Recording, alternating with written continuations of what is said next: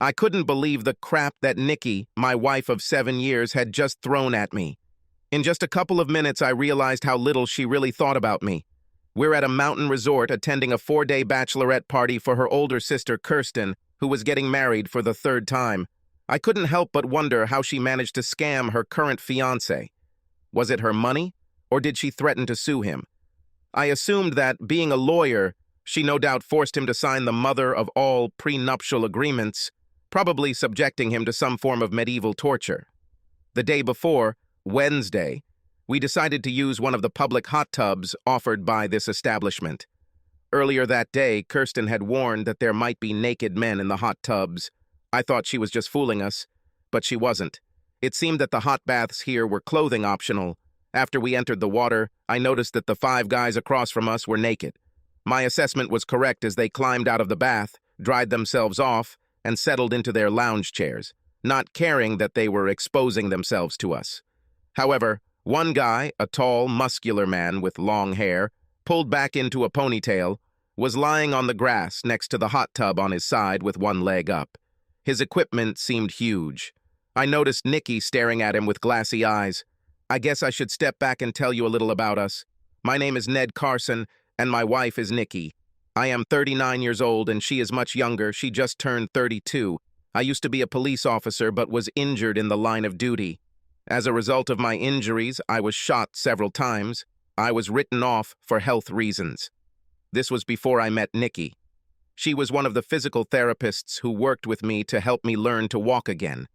I still find it difficult to walk very far, but I managed to get around. After my dismissal, I became a private detective. Luckily, most of my work is done either at my desk or in the front seat of my car, and I don't have to run around much. I worked with one of the best detectives for several years, until he died of a heart attack. After his death, I took over the day-to-day work, reporting to my former boss's partner. Nikki and I dated for a while, fell in love and got married. The first 5 years of our marriage were wonderful. Or so I thought. However, a couple of years ago, I was diagnosed with type 2 diabetes and high cholesterol. Of course, my habit of smoking 2 packs of cigarettes a day didn't help matters much. Thanks in part to the medications I took for diabetes and cholesterol, I found that I couldn't have sex the way I used to. I even tried to quit smoking, but all it did was make me irritable. At first, Nikki said she understood and we did everything we could. Even if I couldn't maintain my arousal for very long, I still satisfied her. Anyway, she seemed to enjoy it, and I always made sure she got to the finish line. But over the past couple of years, something has changed. Slowly but surely, Nikki changed from a sweet, caring, loving woman to a shrew that I sometimes didn't recognize, constantly ordering me around and becoming hot-tempered over trifles. Nothing I did seemed to satisfy her anymore. To top it all off, our personal life has become almost non-existent over the past year. I did everything I could to keep her happy, but it seemed to be a lost cause. I was hoping that this little trip to a mountain resort could rekindle the spark between us. But it became clear to me that this was a hopeless cause. As I looked at the man deliberately exposing himself to Nikki without a care in the world, I realized that he seemed somehow familiar to me, but I just couldn't place him. Earlier today, Thursday, Nikki said she was going shopping with her sister, so I decided to go play golf. I returned a little earlier than planned, took a shower, and got dressed. I was hoping to take Nikki out to dinner and dancing later as a possible prelude to sex. As I was getting dressed, Nikki ran into the room wearing a bathrobe. Her hair was wet, and she seemed flushed. She sat on the bed and looked at me for a while. "I thought you were going shopping with Kirsten," I said. "I changed my mind," she said. "Instead, I went to the hot bath." "I see it," I told her. "Were there any naked men there today?" "Oh, yes," she said with a smile. "There was a guy with a ponytail. His name is Ramon Torres. He's doing some work at a film studio on the West Coast. You would really like him." That's when it dawned on me. I knew exactly who he was. Yes, Torres does work for a film studio, but you likely won't see his work on the big screen. That's because his work is a little more lame. "I take it you've gotten to know this guy Ramon a little," I said. She snorted at this. Yes, I did it, she said. And some of his friends. I understand, I said. Did you have a good time? It was the best time I've had in years, she said. Is this what you had in mind all along? I asked. Her face changed, and I realized that the shrew had returned. Yes, that's true, she said. I looked at her, and for a moment I had no idea who this woman was. She looked at me before continuing, You cannot even imagine. For years you were the only man I ever had sex with. But the last 2 years have been real hell for me. I'm dying to have sex, but you can't even do it half the time. You know why? I said. All these damn drugs the doctor prescribed for me. It is not my fault. Of course it is, she said. All these years you've been smoking, drinking, eating crap food, and lately you've barely been exercising. Now you're paying for it. And me too. I need a man. Someone who has nice big equipment. Someone who doesn't cater to my every whim. I need someone who orders me to do what he wants, not one who sits behind a desk and refuses to confront me. I felt like I had just been punched in the gut. I couldn't believe what she was saying. I shook my head and wondered if this was all just a nightmare. However, she wasn't done yet. Do you know what he did? She asked with a grin. He ordered me to take off my clothes right there in front of them all. And you did it? I asked. Of course I did it, she said. And you had sex with them too? I asked, already knowing the answer. She giggled as she shed her robe, revealing her naked body underneath. I saw bruises and bite marks on her. Have sex? She asked sarcastically. No, I fucked them. Everyone. I even fucked 3 of them at the same time. And yes, I allowed them all to fill me. And you know what else? No, I said quietly, trying to contain my anger. What? They're all heading here now, and they're going to fuck me senseless right here in this bed while you watch, she said. I stood up and walked to the closet, where I grabbed my suitcase. What are you doing? She asked. Are you going to run away like a little weakling? I took a breath before answering and counted to 10. Now I remembered what it was about Ramona that drove me crazy. Apparently he had a nasty habit of getting women hooked on sex and drugs. He then recruited these women to star in adult films for him. Once he was done with them, he usually kicked them out onto the streets, where they eked out a miserable existence as fallen women, having sex with anyone for the next fix. The morality guys tried, unsuccessfully, to take him out of the game several times over the years. If you were smart, you would run away too, I said. But you're not too smart, are you? Stay and have fun if you want, but no matter what, it's over between us. Say hello to your sister. I finished packing my suitcase and headed towards the door. What? Are you just going to leave me? She asked with a smirk on her face. Yes, I'm leaving, I said. I'm fed up with your crap, and I will not be your willing cuckold. Goodbye. With these words, I turned and left. As I walked down the hallway, I saw Ramon and 4 of his friends walking down the hallway. After they passed me, I called out to him. Ramon, I called. He turned and looked at me. Yes, what do you want? He asked. I took off my wedding ring and threw it to him. You want her? She's yours, I said when he caught the ring. I'm done with her. He grinned and put the ring in his pocket. Whatever you say, dude, he said. He snorted and turned back the way he had come. I walked to the car, loaded up, and drove off, stopping to buy a pack of cigarettes and a 6-pack of beer. At that point, I really didn't care if I lived or died and decided it was either smoke it or break something. 3 hours later, I was home.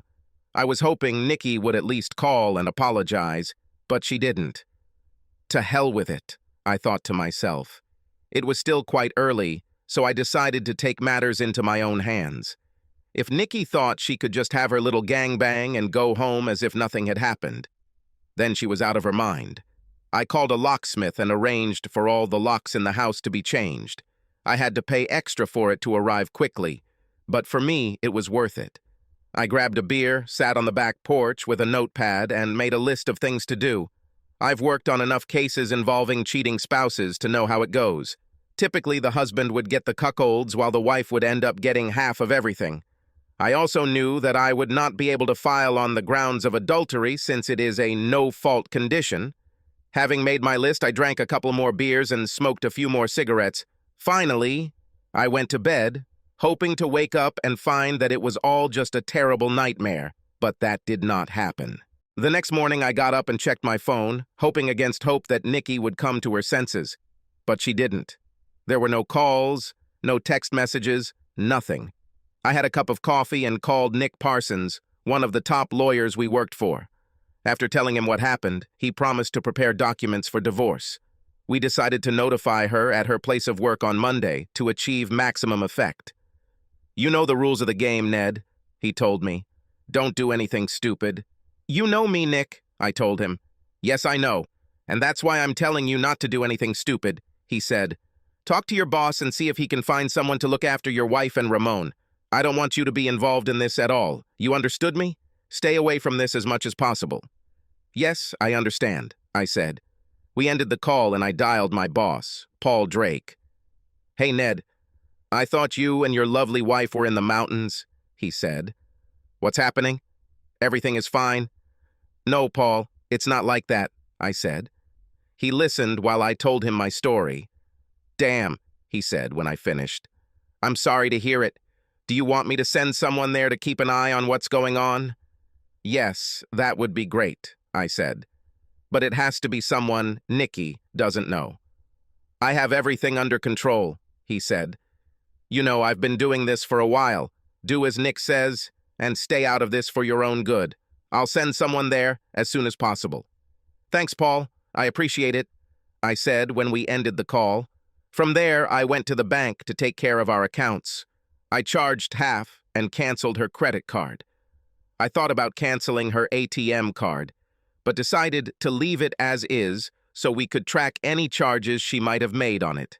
However, I reduced the amount she could receive daily.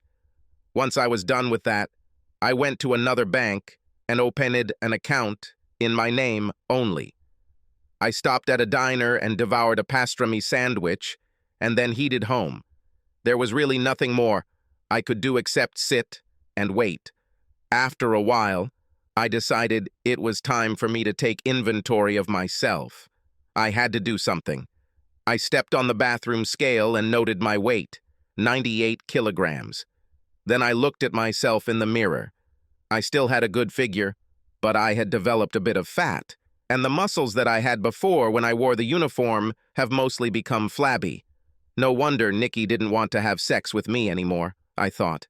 Heck, I wouldn't want anyone having sex with me at the moment. I remembered the doctor telling me that my diabetes would be easier to manage if I could get my weight below 200 pounds. He even gave me a nutrition guide, but I basically ignored it, thinking I was simply too young for that kind of thing. However, now I have changed my mind. Maybe in a way Nikki was right. I allowed myself to get into this state. But damn it, she didn't have to do what she did. If she really loved me, I reasoned, she would have said something sooner. I decided right then and there to change everything. Grabbing the phone book and a pack of cigarettes, I headed out to the back porch and looked for gyms. I found one or two and decided to check them out. I was about to leave when my phone rang. I saw that it was a number I didn't recognize, but I answered anyway. "Carson," I said after answering. A female voice was heard at the other end of the line. "Ned, where are you?" the woman asked. I recognized Kirsten's voice.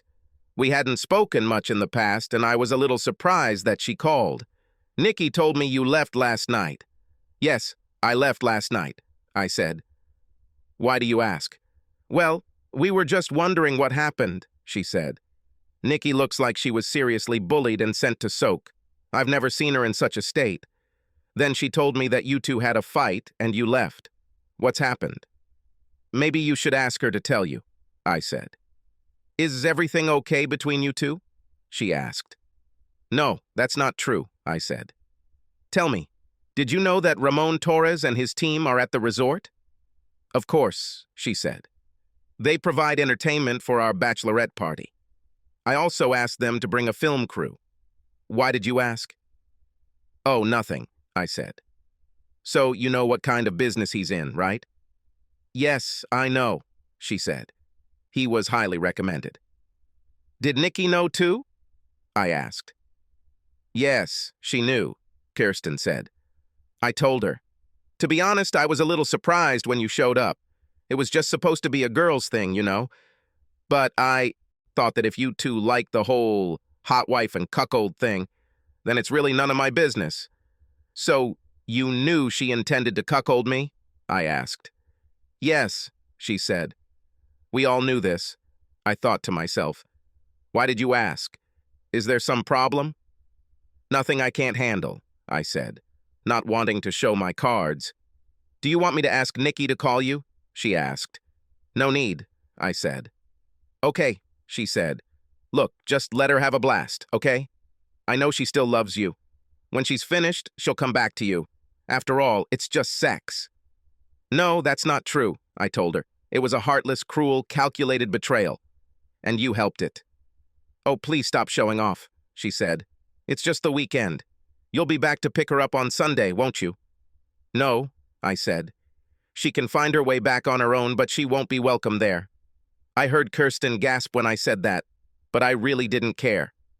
To hell with them all, I thought. Goodbye, Kirsten, I added, ending the conversation. So Nikki knew this was coming from the very beginning and even planned it in advance just to humiliate me. I wanted to punch a hole in the wall. Instead, I went to the gym and spent time hitting the bag, pretending it was Nikki and Ramon. I punched until I had no more strength in my arms and finally took a shower. Are you okay? I heard a man ask while I was getting dressed. I looked and saw one of the trainers standing there. Not really, but thanks for asking, I said. I saw you there on that punching bag, he said. I thought you would end up hurting yourself. Do you want to talk about it? What the hell? I thought. I sat down and took a breath. He sat down on the bench and waited patiently. I finally told him the whole story. I'm sorry to hear that, he said. Please call me Ned, I said. Okay, Ned, he said in response. Look, if you want to get back in shape, I can help you. But I think you need to do more than just lose weight. If you want, I can recommend you a good consultant. I looked at him and thought for a moment before answering. I realized that he was right. I was a complete mess, both physically and emotionally. What the hell? I said. Looks like I could use all the help I can get. He laughed and handed me a business card. Rose Carlson, counselor, the sign read. Call her, he said. She's damn good, especially at things like yours. Yes, I'll do that, I said. At the same time, I couldn't help but notice that you prefer not to put any weight on your right leg, he said. I explained that I was injured as a result of the shooting. He listened and nodded his head. I can help you with this if you want, he said. We can also help you with your diet and exercise regimen, but you will have to commit to a long-term program. We have people here who specialize in people with diabetes. Are you ready to do this? I thought about it before answering. Yes, I said, nodding my head. I knew I had to do something. And fast. Okay, he said. Let's sign you up. By the way, my name is John. John Green. He extended his hand, and I accepted it. Ned, I told him. Ned Carson. Carson, he repeated. I've heard this name before. Wait, now I remember. You were the cop who saved my grandmother's life during a bank robbery. This was, 8 years ago or so? It was a robbery during which I was shot. It's nice to finally meet you. By the way, how is your grandmother doing? I asked. She's doing well, John said. Thanks for asking. He took me to the front desk and signed me up for a program that he said would help me lose weight and regain my strength. He introduced me to several of his colleagues as the police officer who saved his grandmother's life, and they all thanked me for my service. Listen, if you have any questions, please don't hesitate to ask, he said when we finished. And please be sure to contact Rose. I will do so, John, I said. Thanks for everything.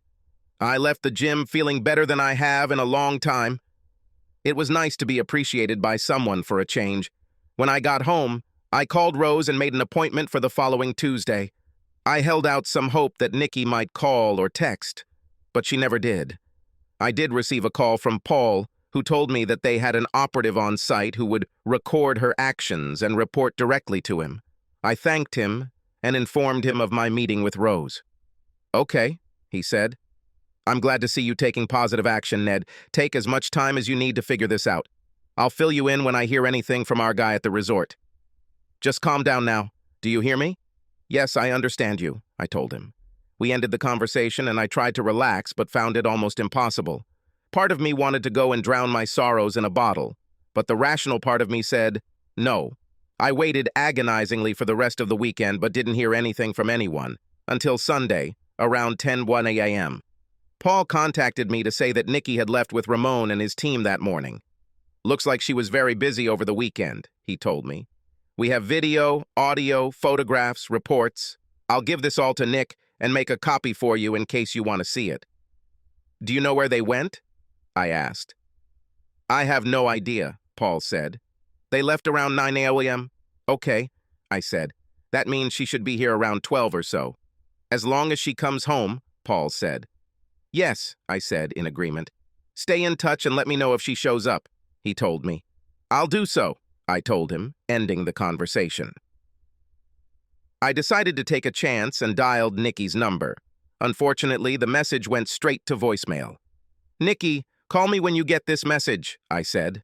"I know that you left the resort. Call me." I ended the call and dialed Kirsten's number. She answered after the third ring. "Kirsten, this is Ned," I said. "Yes, I know," she said. "You missed one hell of a party, Ned." "Somehow, I feel like I haven't really missed that much," I told her. "As I understand it, Nikki left with Ramon." "Yes, they left early this morning," she said. "Do you know where they were going?" I asked. "I have no idea," she said. "I'm not my sister's keeper. I assumed they were heading to your house, but I'm not sure." "Do you really care whether she comes home or not?" I asked. "Hey, don't be harsh with me," she said. "Nikki is a grown woman and she can do whatever she wants and go wherever she wants, with whomever she wants. If she decides not to come home, that's not my problem. Now get lost." With these words, she ended the conversation. I put the phone back in my pocket and sat in the living room, waiting. It's amazing how slowly time passes when you look at the clock. The minutes passed slowly. Pretty soon it was 12:30 and Nikki still hadn't shown up. I waited anxiously, but nothing happened. An hour later, there was still no word from Nikki, and my voicemail still wasn't answered. I launched the search app on my mobile and tried to find her using it, but to no avail. Apparently, she turned off her phone and took out the battery, so I couldn't track her. I turned on my computer and checked my email. Nothing. I continued to wait, and wait, and wait a little longer. By 6 p.m., she still hadn't shown up, and I assumed she either hadn't returned home or had been in an accident on the way. I contacted Paul, who made several calls only to find out that she had not been hospitalized and, as far as he could tell, had not been stopped by the police along the way. I got an idea and went back to my computer. I thought that if she used her card at the ATM, I would see that it was reflected in our account. When I opened the online check-in, I saw that around 9:45 a.m. at the airport, which is fairly close to the resort, $200 had been charged. This was the daily limit I set her card to on Friday. Based on this information, I assumed that she decided to fly off with Ramon and his gang. But where? Opening another browser window, I checked for flights out of that airport and saw one departing to Los Angeles at 11 p.m. I've also seen flights to Miami, San Francisco, Dallas, and Seattle around the same time. I knew Ramon lived on the West Coast, so I figured that was where she was headed, but I wouldn't be sure until she used the map again.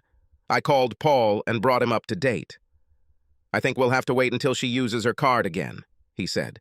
"It will happen at the earliest tomorrow," I told him, "and by then she could be anywhere."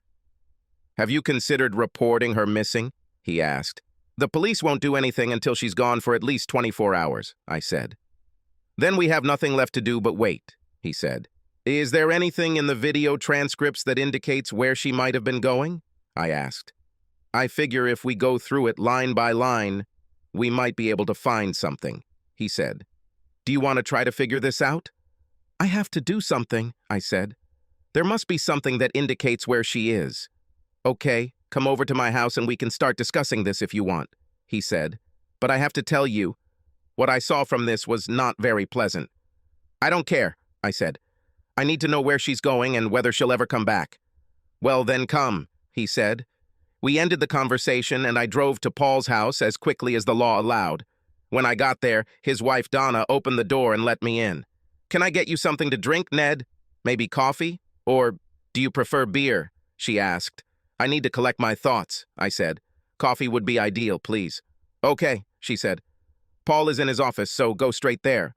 I walked into Paul's home office and saw that he was looking through a rather thick stack of papers. He looked up when I entered. Come in, Ned, he said. Here, take this and see what you can find. He handed me a thick stack of papers, and I sat down to look through them. He was right. It wasn't pretty at all. Mostly Nikki was begging to be fucked harder and faster, and there were a lot of comments from Ramon and his gang regarding the quality of all her charms. Most of it was quite sickening and childish, in my opinion. I also couldn't help but notice the obligatory insults Nikki and her lovers were throwing at me. It's a pity that your loser husband was too cowardly to stay by your side, Ramon said. Yeah, well, it's his loss, Nikki said. He will never touch me again. He gave me his ring when he left, Ramon told her. He said that now you are all mine, and it's over with you. Laughter. Maybe I'll pee on him for old time's sake, she said. Laughter. At that moment, I wondered what it was that I had ever seen in her. Good riddance to bad trash, I thought. We continued to review the transcripts, trying to find a clue. Suddenly, Paul screamed. Wait, he said. I think I found something. What? I asked. It was late Saturday night, around 11:45 p.m., he said. Here, read this. Tell me what you think. I took the transcript from him and began to read a few lines above where he indicated in order to better understand the context. God, boss, she's the best we've had in a long time, said one of Ramon's henchmen. We could make a lot of money off this ass. You think so? Asked Ramon. Oh, hell yes, said the other footman. What do you think? Asked Ramon. Are you ready to earn some real money? I'm not a fucking fallen woman, Nikki said. Laughter. No, baby. I'm talking about movies, online videos, Ramon said.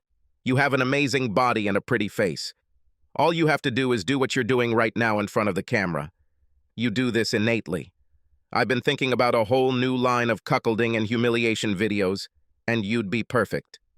Yes? When can I start? She asked.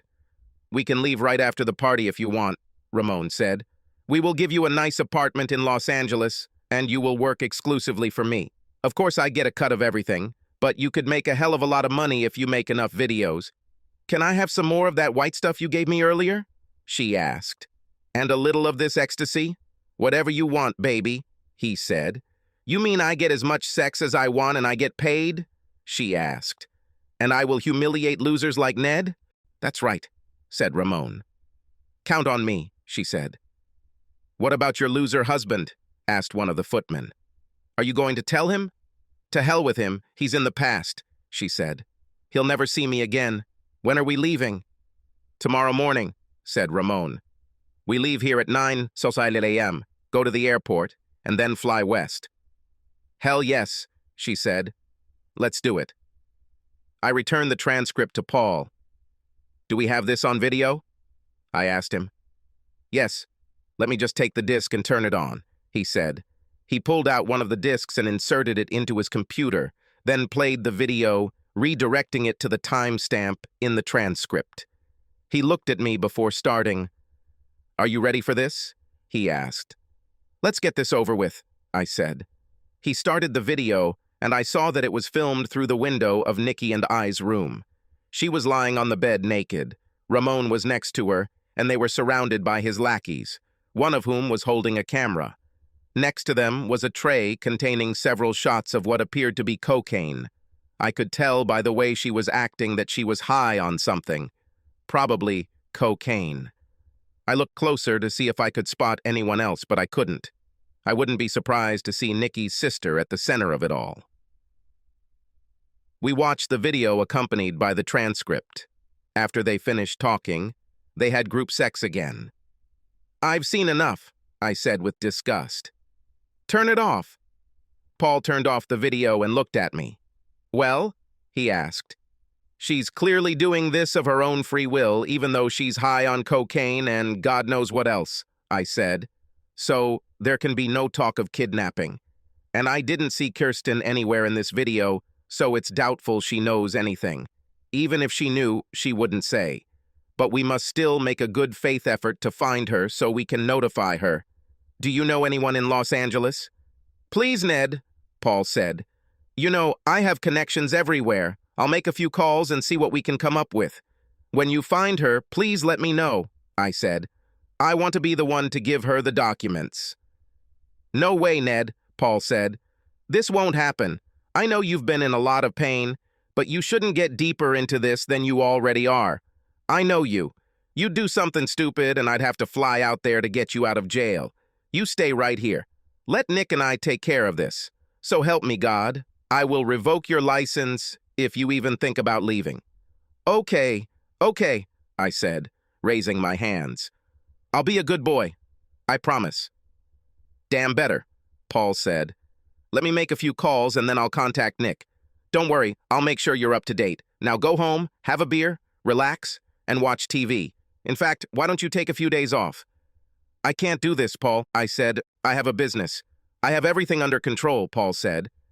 "Consider this an order. Are you on vacation? Effective immediately." "Okay," I said. "I'm on vacation. I'll be a good boy and go home."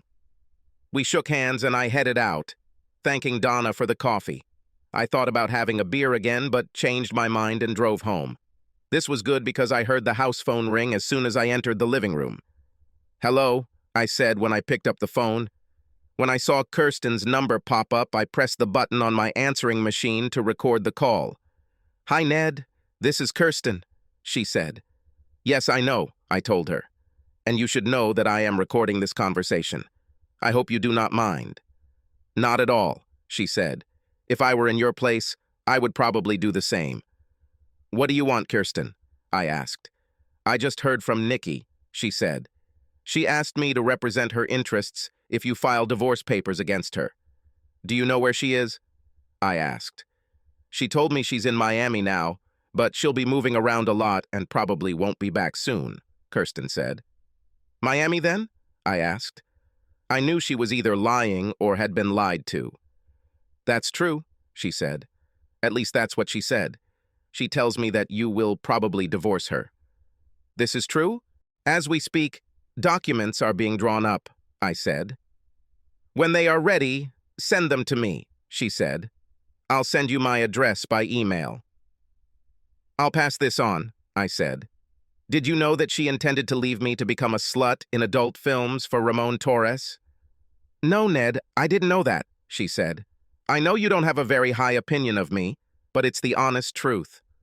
I thought she was just going to have sex with him to make you jealous enough to do something about it, but I didn't know she would leave you. I was shocked when she told me about this. I happen to know that you are a fundamentally good person, Ned, so please accept my apologies." "Did you know about the drugs he used on her?" I asked. "Cocaine and ecstasy?" "Well, I knew about ecstasy, but not about cocaine," she said. "We all took some ecstasy that night, but I didn't see any cocaine." "You know what he does with the girls he recruits, right?" I asked. "He makes films for adults," she said. "He specializes in gangbangs, cuckolding, and humiliation. He decided to start a new series featuring more mature amateur women like Nikki. But I didn't know that he had his eye on her." "You didn't answer my question," I said. "Do you know what he does with them?" "I don't understand you," she said. "Don't play dumb, Kirsten," I said. "He will use them up, burn them down. Then he throws them out into the streets, where they are forced to have sex with anyone in order to get their next fix. This is what is in store for your sister. How long do you think she'll last?" "Is this concern on your part?" she asked. "Oh, please," I said sarcastically. "No matter how much I hate her now, I wouldn't wish this on anyone. Even you. Where is your concern for your sister?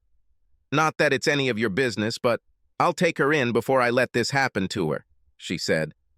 "Make sure she knows that," I said. From what I know about him, he'll probably break up with her in 5 years. Maybe less. I hope you have a spare room at hand. You don't have to worry about the size of my place, she said. All I need to know is what you want in a divorce. You'll find out soon enough, I said. Very good, she said. Do you want me to give Nikki a message? No, I said. I have nothing to say to her at the moment. Well then, I guess we have nothing more to discuss, Ned. Once again, I'm sorry this happened. Ask your lawyer to send the documents directly to me. Any communication will be carried out through me, she said. Goodbye, Ned. We finished the conversation, and I stopped the recording. I called Nick and told him what she said. Representing the interests of his own sister, right? After facilitating her actions, he said, Wow, isn't this unethical? I asked. No, not at all, said Nick. But in my humble opinion, it doesn't look very good. We'll send Kirsten a copy of the documents, but I want to see if we can track down your wife and notify her in person. There's too much of a chance that Kirsten will conveniently not deliver the documents to her sister and then claim that she was never properly notified. Do you think she would really do that? I asked. Oh yeah, Nick said. You'd be amazed at some of the things I've seen her do. I'll talk to Paul and see if we can find Nikki. If not, we will do what is called divorce by publication. What is this? I asked. Well, when a spouse leaves and cannot be found, we can pay to publish the document in a newspaper where she will likely see it at least once a week for 4 weeks, he said. If it turns out to be in the Los Angeles area, as we believe, we will publish it both here and in the LA Times. This way we can show the court that we went through all the necessary hurdles to notify her. This is in addition to sending a copy of the documents to Kirsten, right? I asked. Absolutely right. Just because we're sending it to her doesn't mean Nikki will be notified, Nick said. We talked for a while longer before ending the call. I had a snack, smoked a cigarette, and went to bed. Over the next few weeks, we monitored Nikki's ATM card usage and determined that she was most likely located in the Long Beach, California area. Paul contacted his contact in Los Angeles and learned that investigators had spotted her at several nightclubs where she had performed on stage, but they had been unable to pin her down to any specific location. Pat Silva, Nikki's supervisor at the clinic where she worked as a therapist, called to ask about her since she hadn't bothered to show up for work. I calmly told her that Nikki had decided to change her profession. What do you mean by career change? Asked Pat. Didn't you hear? I asked. She decided to start filming adult films. What? Pat asked incredulously. Yes, she wants to be an adult film star and a drug addict, I said. She's somewhere in Southern California, chasing her dream, right now as we speak. I'm surprised she didn't tell you. Ned, you better not be kidding me, Pat said. I'm sorry, but it's true, I said. So she won't come back, right? Asked Pat. I would be very surprised if she did that, I said. Okay, I'll process her final payment and fire her, she said. Is there an address where I can send this? For now, you can just mail it here, I said. I'll give this to her lawyer. Okay, Ned, she said. I'm sorry to hear about it. We will miss her. Thanks, Pat, I said, ending the conversation. I received Nikki's last paycheck and forwarded it to Kirsten as promised. I don't know if she ever passed that on to Nikki. To be honest, I didn't care. I began my consultation with Dr. Rose. She was a very good consultant and listened to what I had to say. At first, I thought she was going to give me a lot of psychobabble or maybe even blame me for what Nikki did. But much to my surprise, she didn't. By the end of the first month, I started to feel much better. My time at the gym was also quite beneficial. I was able to lose a few pounds and developed a diet that I could actually live with. John helped greatly, and soon I was able to see the old me begin to reappear in the mirror. Nick was busy too. After drafting an extremely one-sided petition for divorce, he published it in the local newspaper and in the LA Times twice a week for 4 weeks. Towards the end of the 4th week, he kindly sent a copy to Kirsten, who was not very happy.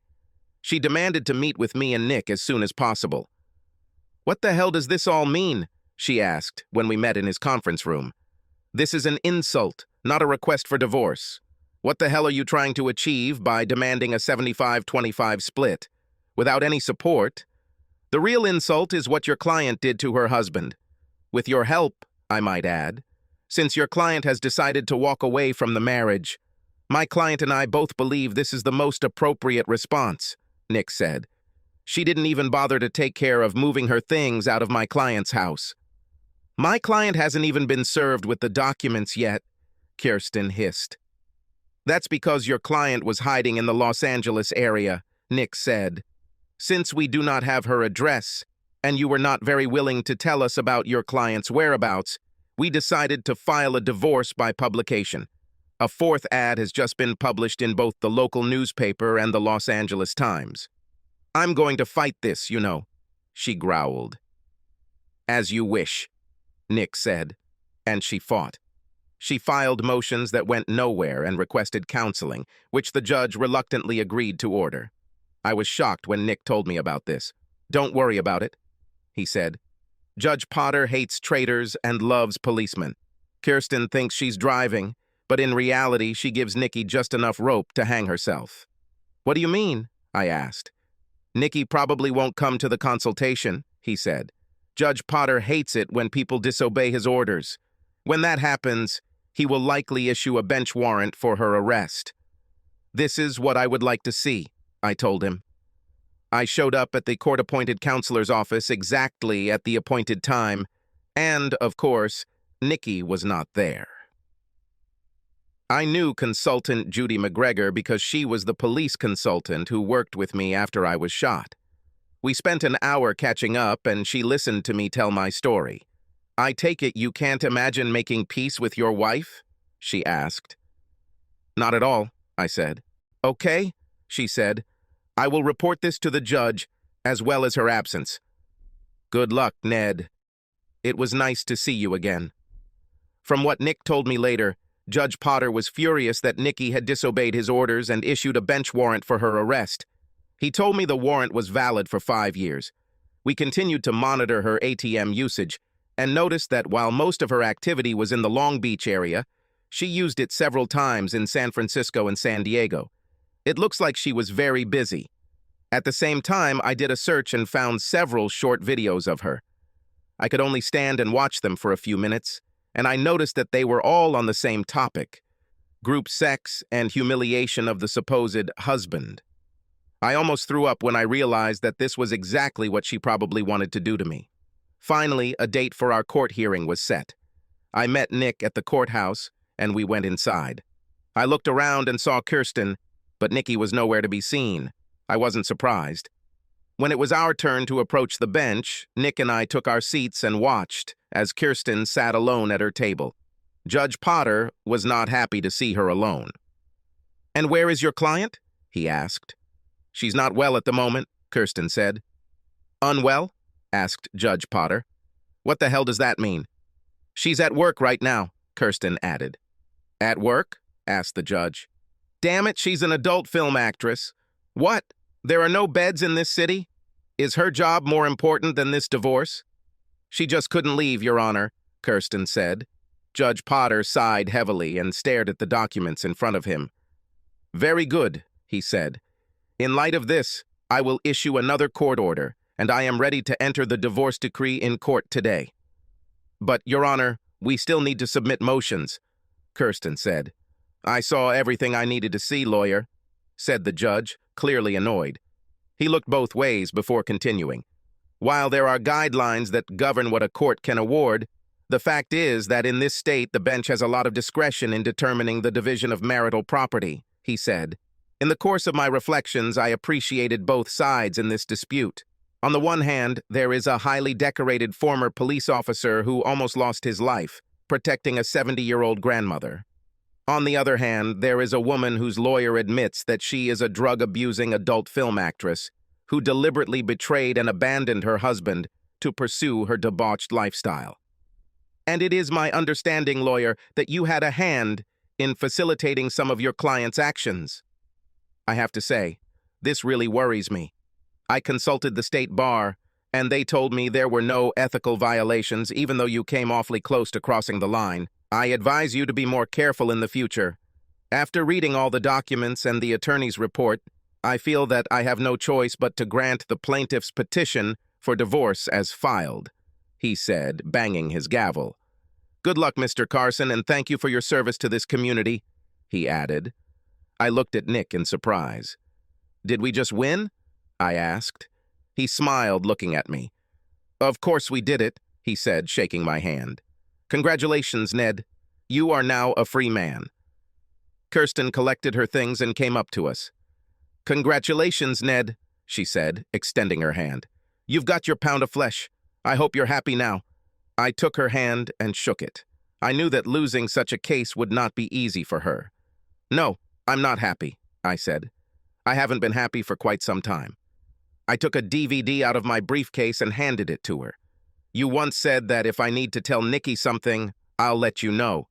Here is my last message to her. You can look at it if you want, I don't care. I also have a cashier's check for her portion of our account. I closed it late last night. I'll give this to her," she said quietly. "By the way, what's on the DVD?" "Nothing special," I said. "Just a little message for her. In fact, it was more than just a small message. The day before, I hauled a 50-gallon drum out to the backyard and mounted the camera on a tripod. While the camera was filming, I filled a barrel with all the clothes she had left behind, including her $2,500 wedding dress, every photograph I had of her, and many little trinkets she had collected over the years. I even broke the wedding portrait that hung above our bed and stuffed it in a barrel. I doused everything in the barrel with lighter fluid and set it on fire. While it was burning, I spoke into the camera. "Nikki," I began, "there was a time when I would have taken a bullet for you. I loved you with all my heart the entire time we were together, and I had hoped that we could grow old together. Unfortunately, you had other plans. So this won't happen.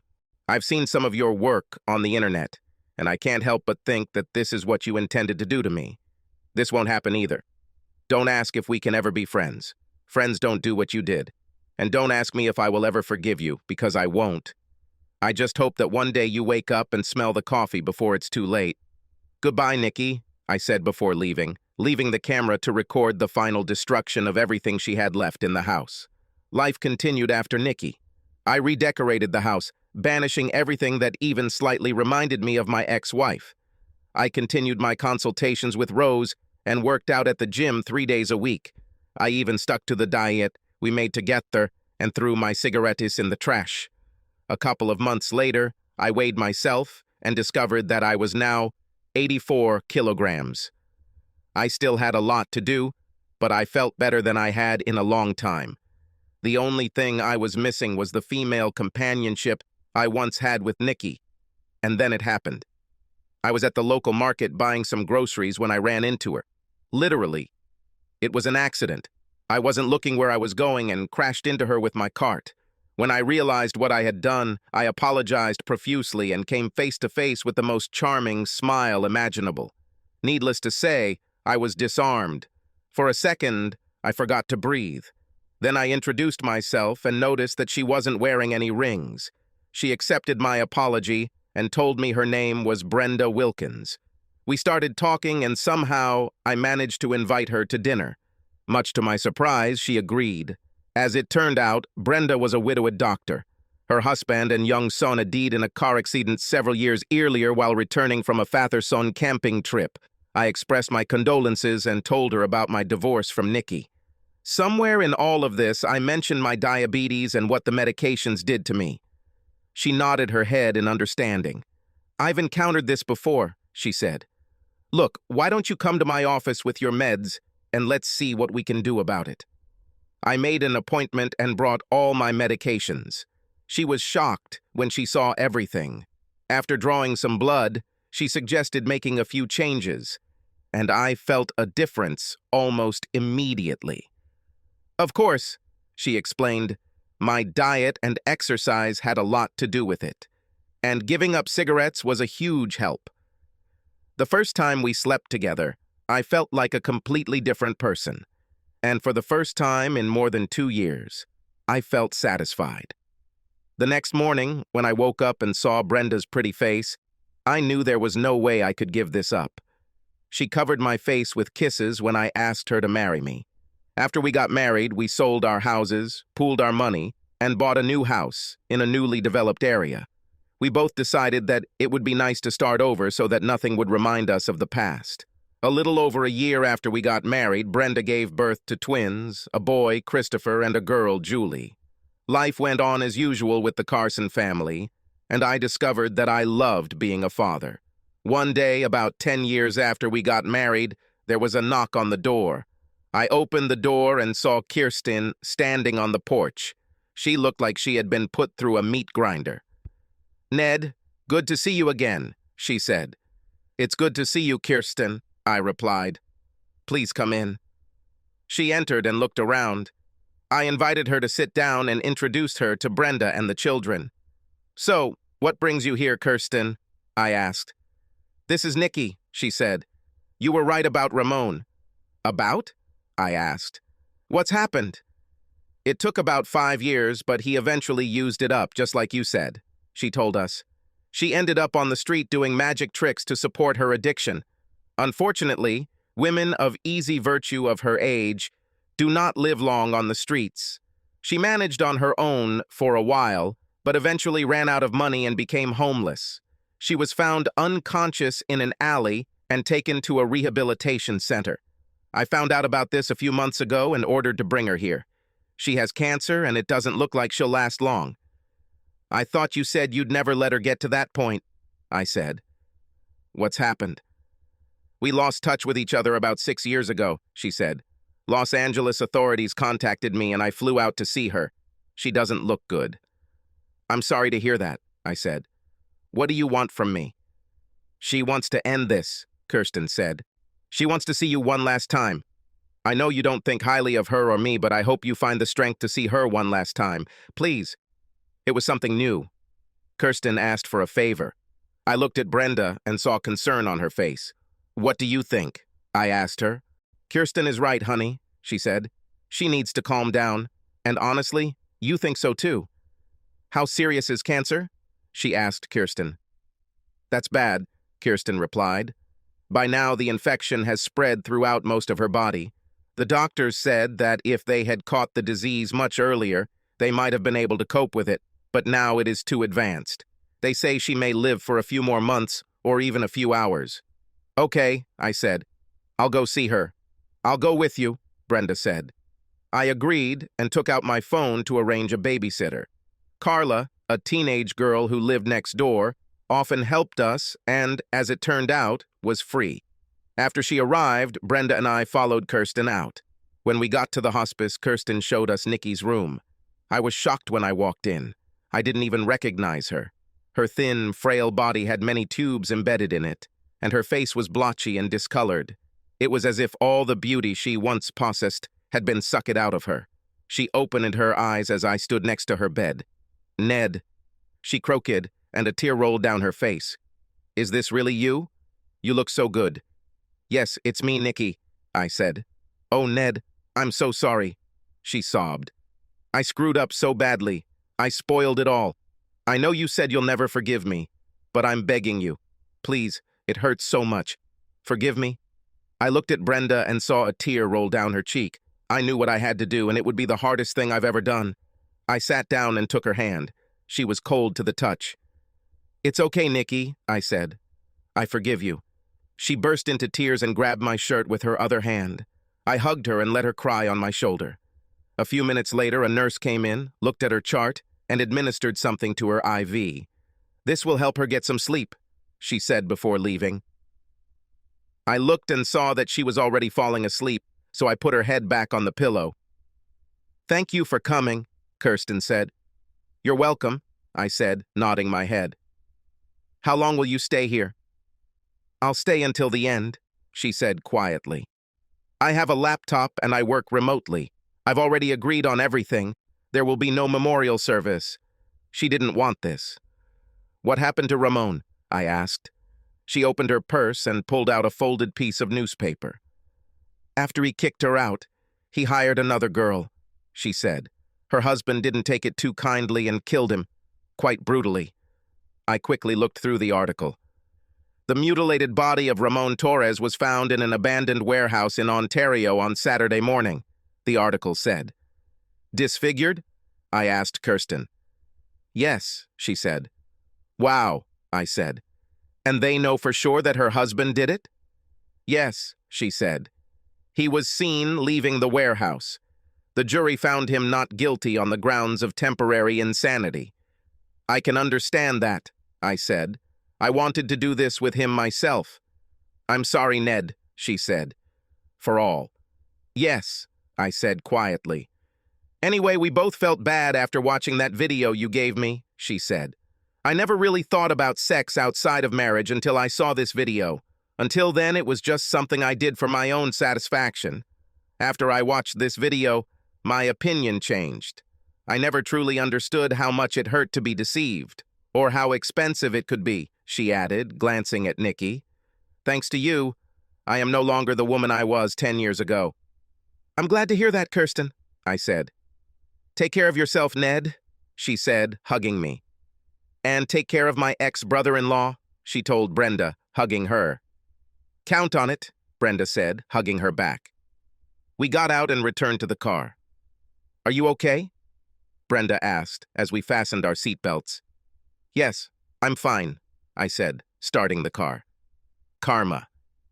This could really be unbearable, I thought as I headed home.